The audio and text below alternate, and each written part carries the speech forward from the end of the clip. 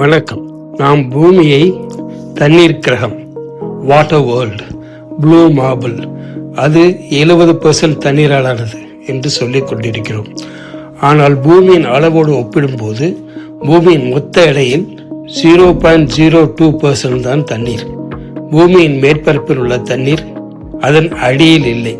பூமியில் உள்ள எல்லா நீரையும், கடல்களில் உள்ள மொத்த நீர், அனைத்து பனிப்பாறைகளிலும் உள்ள நீர், நிலத்தடி நீர் மற்றும் மேகங்களில் உள்ள நீர் அனைத்தையும் ஒரு சொட்டு விடாமல் உறிஞ்சி ஒரு பந்தாக செய்தால் அது 1385 கிலோமீட்டர் அகலமுள்ள ஒரு நீர் பந்தாக இருக்கும்.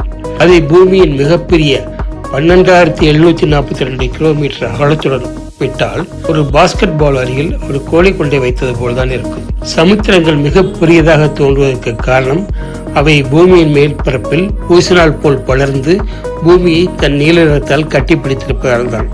பூமியை ஒரு ஆப்பிள் என்று வைத்துக் கொண்டால் இந்த கடல் நீர்ப்பரப்பு இந்த ஆப்பிளின் தோலை விட மெல்லிதானது. உண்மையில் பூமி பாறைகளாலும் இரும்பாலும் கிராவிட்டியால் இறுக்கப்பட்டு கெட்டியாகி போன ஒரு உருண்டை. சமுத்திரங்கள் எல்லாம் அதன் மேல் பூச்சுதான். நாம் தண்ணீரில் நனைக்கப்பட்ட ஒரு பெரும் பாறையில் தான் வாழ்ந்து கொண்டிருக்கிறோம். நன்றி, வணக்கம். பிடித்திருந்தால் லைக் செய்து, சப்ஸ்கிரைப் செய்து பகிருங்கள்.